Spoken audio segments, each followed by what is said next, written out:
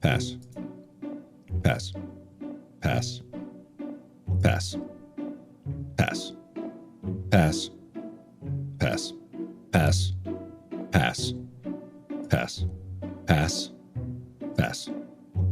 Pass. Pass.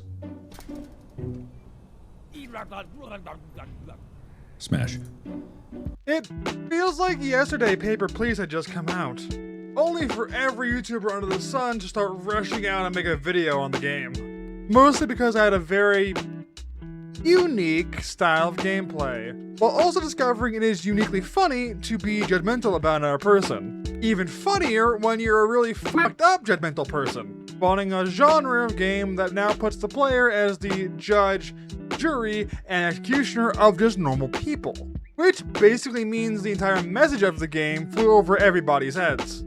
Since pretty much everybody now treats this genre as advanced smash or pass. And because, well, like every game genre that happens nowadays, somebody's going to make a zombie version of it. And I'm glad they did, because not only am I a zombie crazy man, who unironically watches zombie survival videos that gauge my chances of survival based on zombie type, speed, method of infection, all while mentally preparing myself for all my friends, family, and loved ones to die right in front of me, so when my mental breakdown happens, it will happen at my safe house. But also because I'm extremely addicted to this game. Who knew a game about being a very judgmental person would get me this invested? When basically the entire premise is that you're just playing as a zombie TSA agent. And in this role, your job is to start pulling people, shouting next to a metal detector, and inspecting every inch of their body for safety reasons. Got a bomb with you? I wouldn't touch you even if I were a zombie.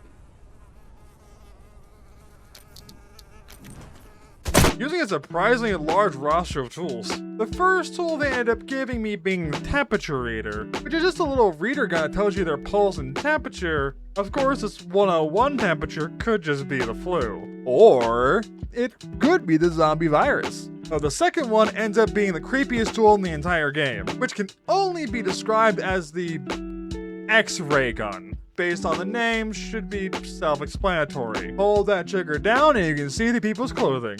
Which I can 100% guarantee you there will be several Twitch streamers that will be caught staring at asses in this game. Especially with the amount of dudes who just end up wearing thongs for some reason. Which I refuse to believe that this many men are so comfortable about the shape of their ass cheeks that it happens this regularly. Cause you know for certain that nobody's wearing that for comfortability reasons. We should pray to every god that modders never get a hold of this game. Just because this tool alone probably has gooners already knocking on the dev's front door. My personal favorite tools though ended up being the hammer and Glock. Purely because I can nut check whoever slaps me. So there I was, my bunker besieged by the dead. The wiring chewed through. Hope seemed all but lost. And then, a miracle.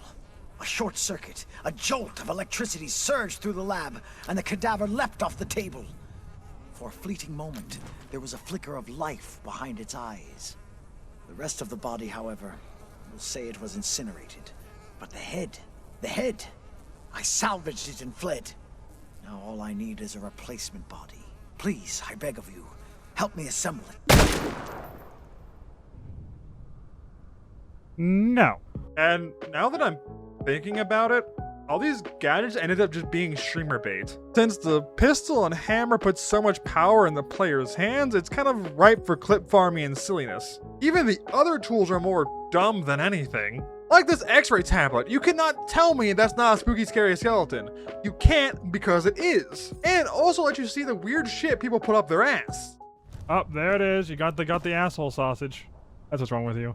It is effectively a free joke machine in the palm of your hand. Hell, I'm doing it right now. And I only even know this game because I scrolled past it on TikTok some months ago during the demo. I know this game because of clip farming. So when you think about it, content creators are just the future of marketing. That's not to say this is really a bad thing though. Since when people see haha funny TikTok funny thing happen, they expect it to also happen in their own game. But really, the humor of this game only ever comes down with how you play it. There is a genuinely fun game behind this weird meme culture streamers have given these kinds of games.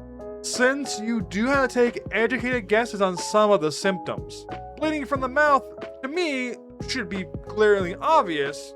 But no, the game says, baby. That's really the other thing this game kind of changes about the inspection formula. Where most others are just gotchas where you find someone in a lie or not, setting them to certain death because how dare they lie to you. Most of the time, your conclusions will be uncertain, which I unironically like. Mostly because, well, now I have several options when setting these dumb idiots to their fate. It. At least it's not a death sentence. It very much is so. That literally is what I'm doing to you. Sure, there is just letting them pass, but that's the baby option. My personal favorite one's the lab. Mostly because when you send them there, they just accept their fate in being scientifically crucified. Don't worry, this will only hurt a lot. I never thought I'd ever get to say that, but I also never thought I'd be a zombie DSA agent either, so... But it's fine, it's the only other baby option if someone can't be confirmed as a zombie. It's just saying their ass to quarantine. Hey, that's the name of the game. Why, yes it is, Timmy. Yes it is. Quarantine just ending up being the simple box you put them in to see if they turn or not. Which is probably horrifying to ever actually be in there since, well, anyone and everyone could just turn at a moment's notice. And if I do catch them before they turn, everyone gets a front row seat to the example. S'il vous plaît, vérifiez, vous verrez que je vais bien. What was that motion you just made? What? Which again, when I think more about this game, I'm realizing how weird it is. Because it's surprising how many people actually make it to the checkpoint. When in this world, zombies can range from Walking Dead walkers to a literal tank that can push through sustained heavy weapon fire. In hordes so massive, the military feels the need to deploy a high-tech drone equipped with a minigun, 2 flavors of high damaging cannons, and 3 flavors of fuck that place in particular. Seriously, when the military is this competent in handling the infected, no zombie in this world should be able to walk down the street without catching a single bullet in the dome. Which I hope we can all agree, in a world with a military that's actually competent, no zombie infection is winning past, say, a single city in the US. Unless we're talking 28 Days Later zombies, or the Train to Busan zombies. Or maybe I'm just taking zombie lore a bit too seriously in a game that's basically just competitive zombie smasher pass. That also apparently has the Plants vs. Zombie guys showing up at the front door.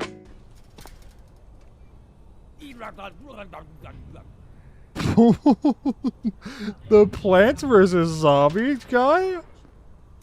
This guy got references, okay. Is he chilling? I think he's good. Yeah, there's no way he's infected. He's got the plants on him. With that pollen on his head. Trying to sever him up, buddy. You're good.